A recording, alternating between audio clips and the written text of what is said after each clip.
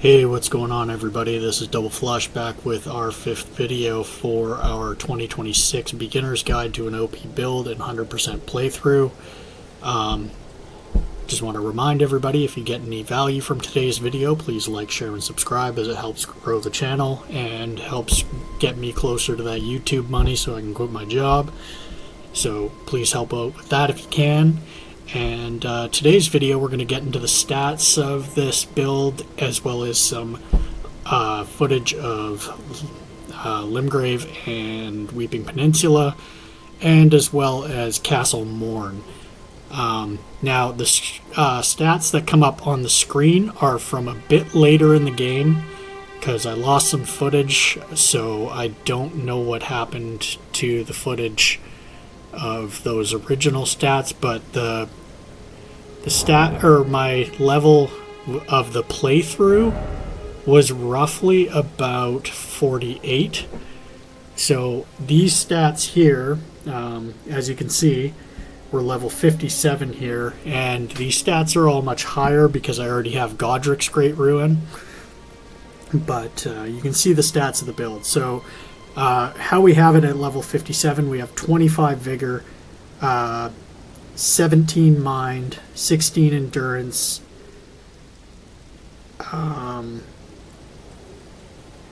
27 strength, 12 dex, 9 intelligence, 20 faith, and 10 arcane.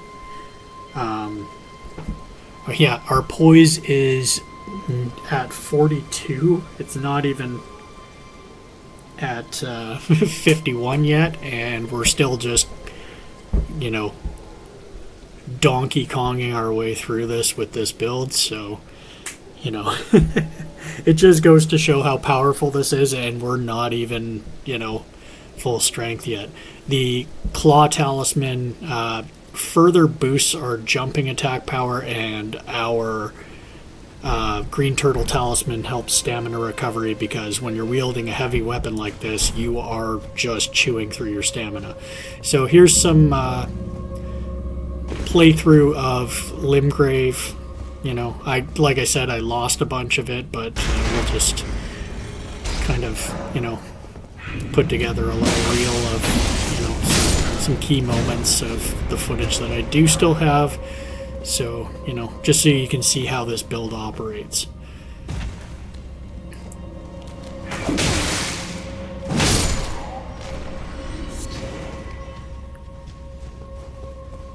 Now, I don't know if it's just me, but is the smallest enemies in this game, are they the biggest pain in the ass? Like the little imps here, the vulgar militia, the rats. I don't know. Maybe it's just me. Maybe I just suck, but it just seems like the smaller they are, the bigger pain in the ass they are. Anyways, we're about to get into this boss fight, and I'm about to make quick work of this thing. So, how I do this is I take the Wondrous Physic, which right now I have the Strength, not crystal tier, as a buff, and then we also put Blood Flame Blade on, and also Flame Grant me Strength. We are also going to add Golden Vow to this build.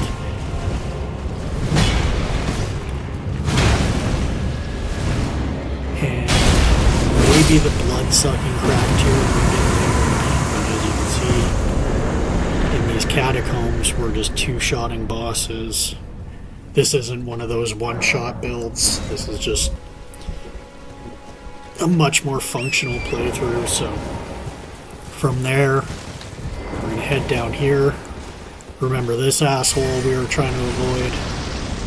Well, we aren't going to avoid him right now. We're going to get all the smoke.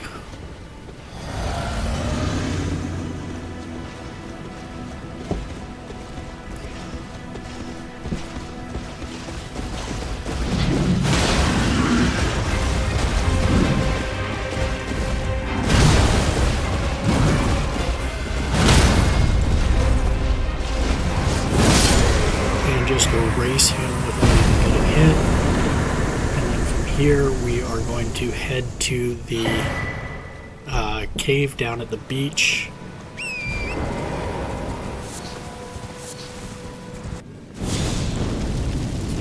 Skip ahead here to the boss fight, because there's not much gameplay in that cave. It's pretty short. But anyways, I will use my spirit ashes for this one just because there's so many little demi-humans pain in the ass get in the way of, just demolishing the bigger ones. That's one of them.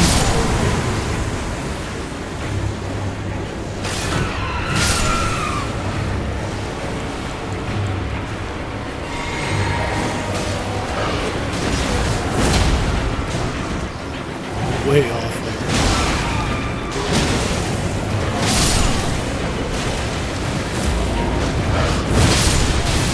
And bye-bye. So now we got Bach the Seamster's tailoring tools, so we can return those to him so he can start altering our armor and making it worse for us. I'm gonna go over to that island with the Dragon Communion Church. My first playthrough, I didn't even know that you could go over to that island. There was so much stuff I missed. So, anywho, we're gonna head up that way. No, we're heading back into the cave. But yeah, so for those people who are, as in the dark as I was, yeah, you can go over to that island. You just continue up this tunnel once you defeat that little mini-boss of demi-humans. Now, there is some enemies in this tunnel, not very many, but they are very easy to defeat. And there are no enemies on the island, so there's no need to worry about that. And on this island is the Church of Dragon Communion. This is where you get your first dragon spells of the game.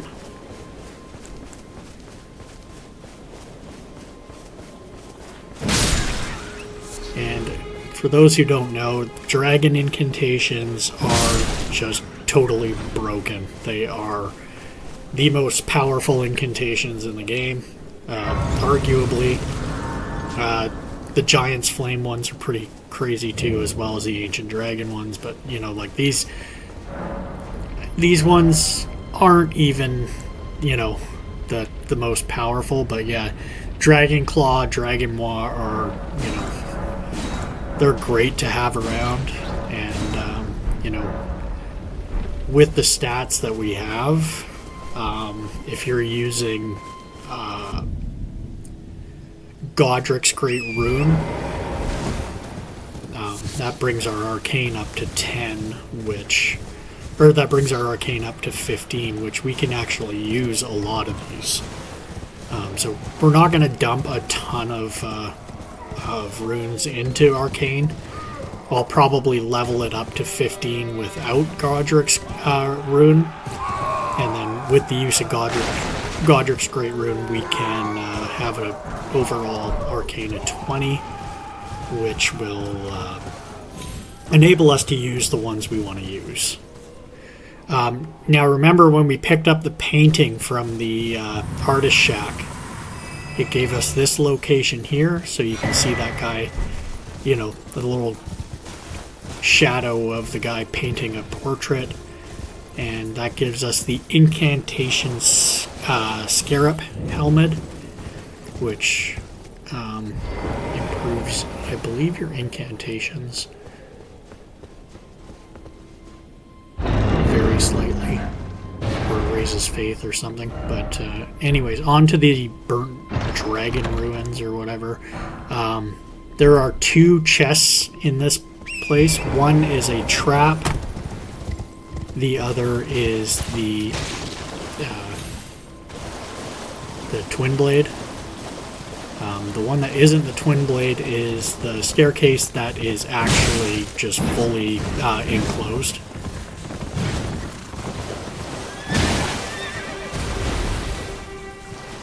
So we're going to just kill this Caden here because we don't have his full armor set yet, and I'm going for 100% this time, so we're going to do that. Now we're going to go up here.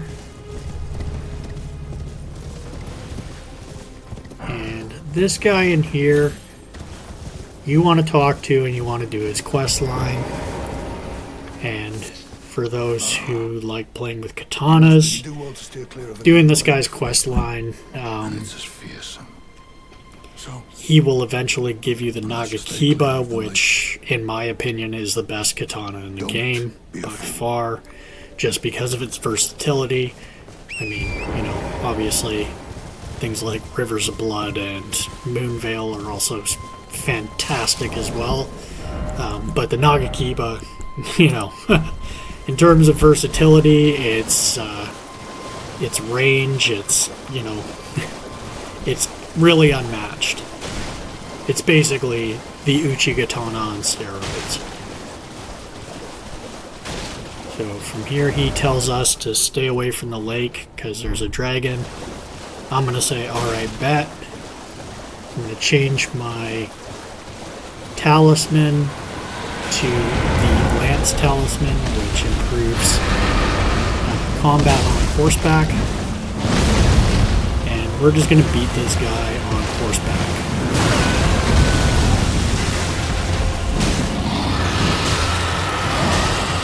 And the way you do that is what you're seeing. You kind of just hang out by his taint and just hit his legs until he dies.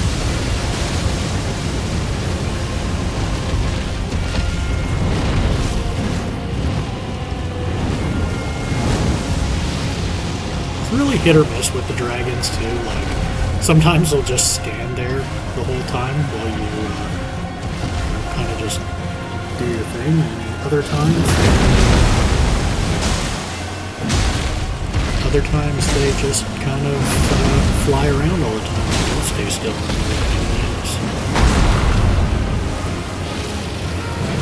This guy's pretty easy, pretty predictable.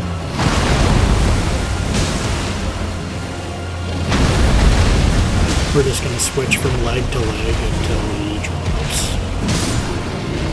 which is right there.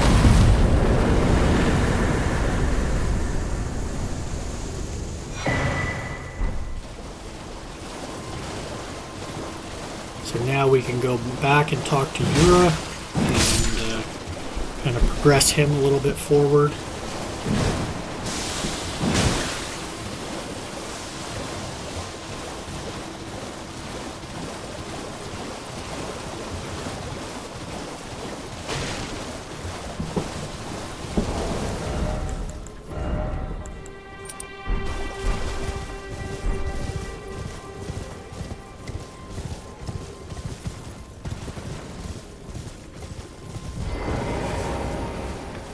Beautiful work, and as such, the heart, if you should find yourself, and seek the decrepit church on the little island off the western coast. You must not forget, though, those who partake in dragon communion. Alright, so we're going to talk to him. Until the floodgates, the strand is no surprise. And then he's going to move, and we're just going to continue his quest line right now, actually. And we are going to fight one of the Bloody Fingers, which are the people that he hunts.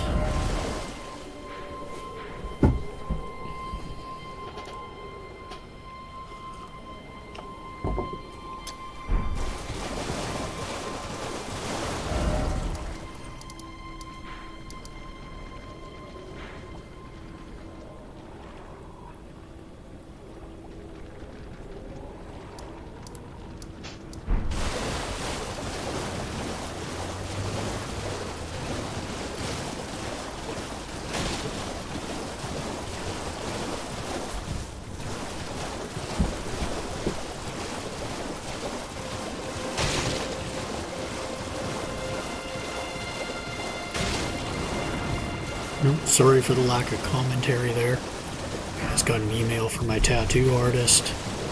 Getting another booking. So I was just reading that. My bad. So up here, you'll eventually, your horse will disappear, and there will be a guy who spawns here. If you don't kill him fast enough, eventually Euro will jump into this fight and help you out. But we're not going to give him the chance, because we're just going to smash this guy right now. Bye-bye. And he gives you the Reduvia dagger, which is badass. If you like daggers. It's super quick at proccing bleed, and you know, can stockpile a ton of damage. I just hate doing daggers. I should probably do a dagger class eventually. Drop a comment below if you want to see that. You stayed apart. Just remember, don't let your emotions stay up late. So we're going to talk to him again, exhaust his dialogue, and then he's going to go bye-bye for a long time. And we're going to clean up a couple of points of interest here. There is the catacombs just at the end of this area here. Murkwater catacombs, which is kind of boring, honestly. And then there's also Murkwater Cave, where we will meet Patches for the first time.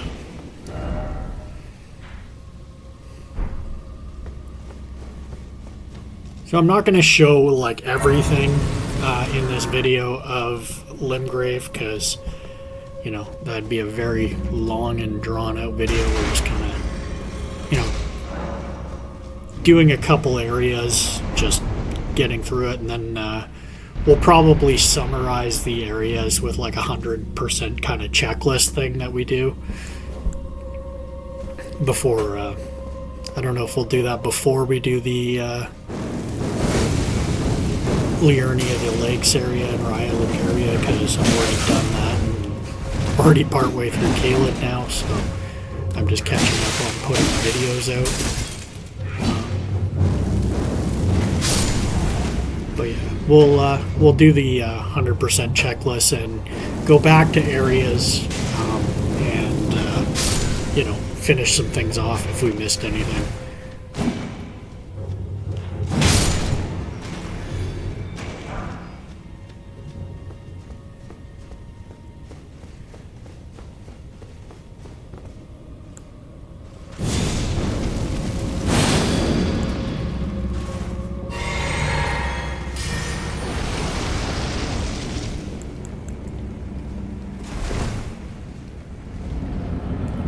So again, we use our Wondrous Physic Flask, we use our Bloodflame Blade, and our Flame Cranky Strength, and we just make use of our Ash of War, which is amazing, the Lion's Claw. And that is a great spirit summon to pick up. Probably top 5.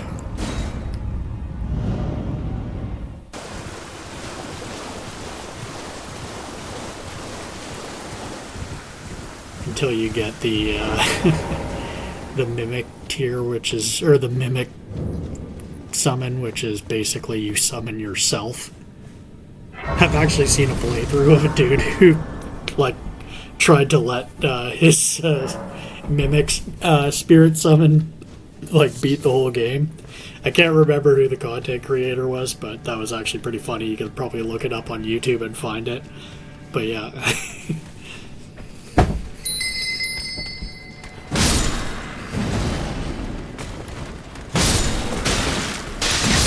This is Murkwater Cave. This is where we meet Patches. And we are not going to kill Patches, although I like killing Patches.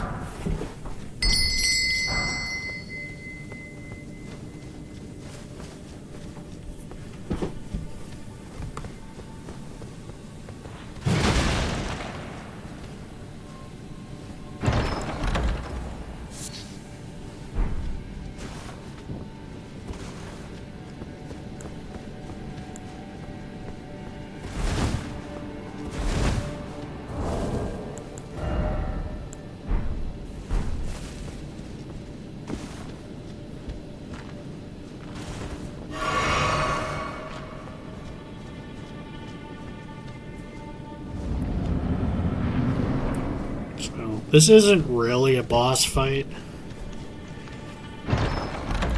We're gonna walk in here. We're gonna try to steal his shit.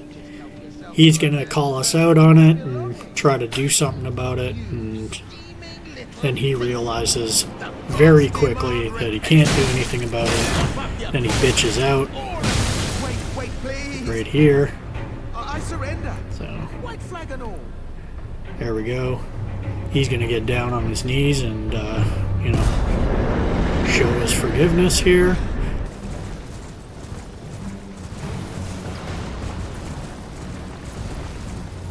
Now we're going to clip ahead and just go through Castle Morne real quick.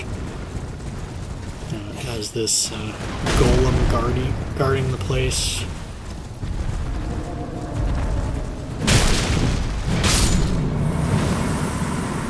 And we are going to two-hit him into oblivion.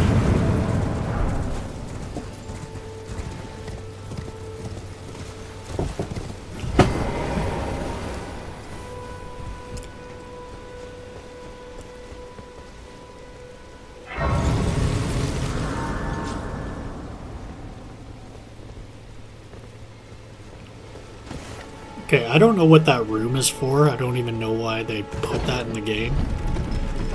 If there's something I'm missing, can somebody please drop that down in the comments, please?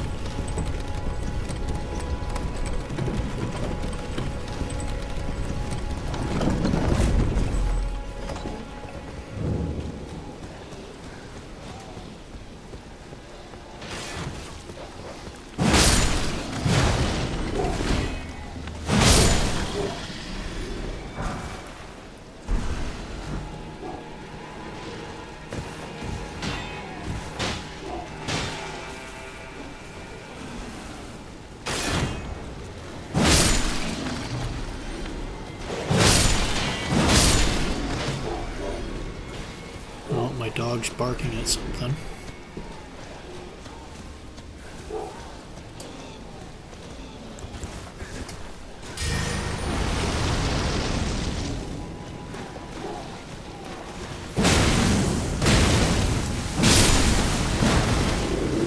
And we can just erase these guys now.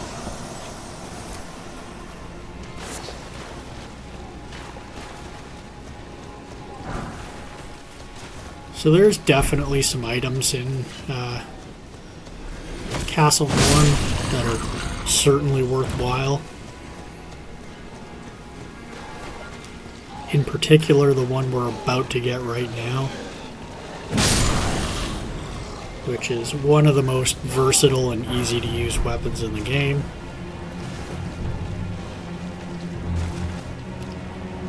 Which is through this door. There is a chest off to your left, and right here, once we just delete this scrub,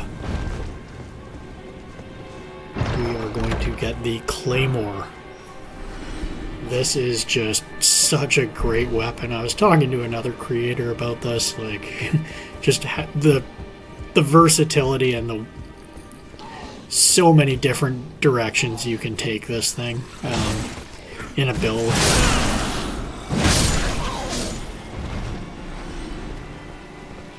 You know, if you can take it into New Game Plus where you can get a second one, that'd be a sick build to do. Power stancing those. You can, you know, do like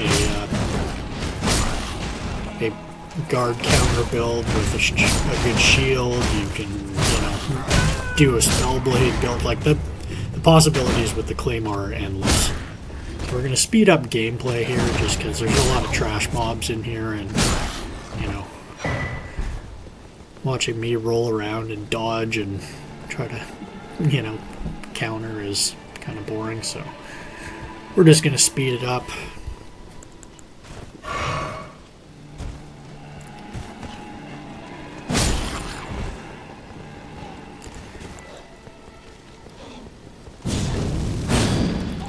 So we still have to deliver that letter from that girl that was sitting on the path on the way to Weeping Peninsula. These guys are such a pain in the ass.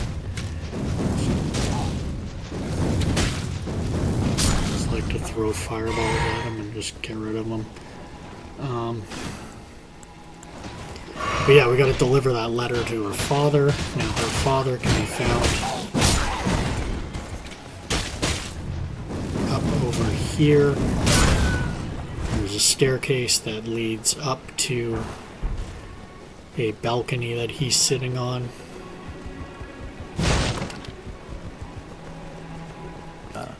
So you'll deliver the letter, and he'll tell you that he has shit his pants and he can't leave. I'm just kidding.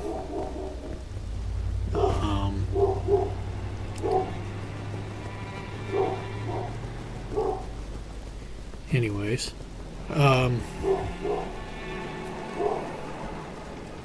So now we are going to head back up where we came from and jump off the side here and get this grace here.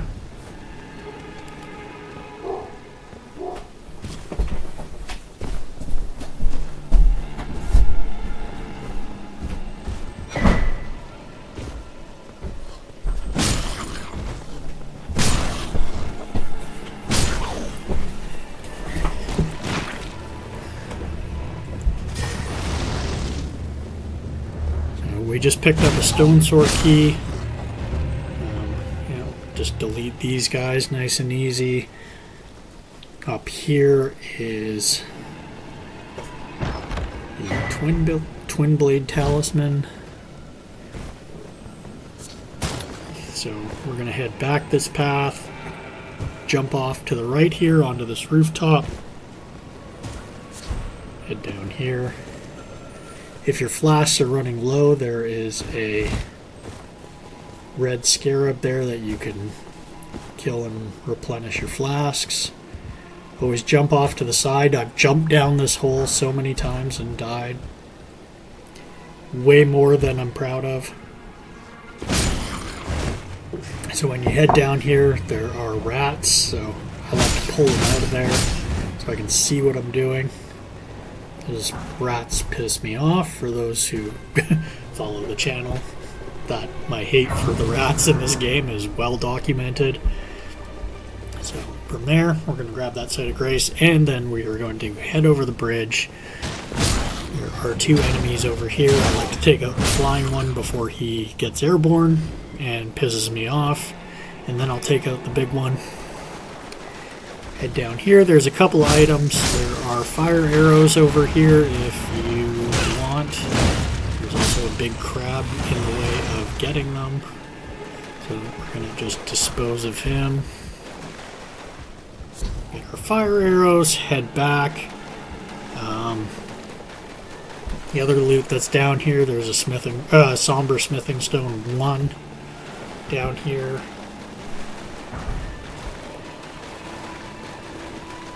So we'll get that and move on.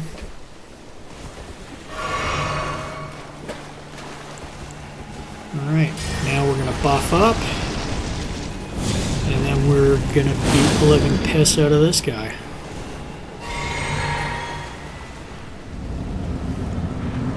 So this is the Misbegotten,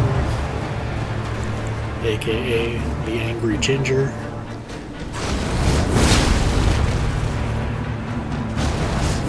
Say that because I'm a ginger.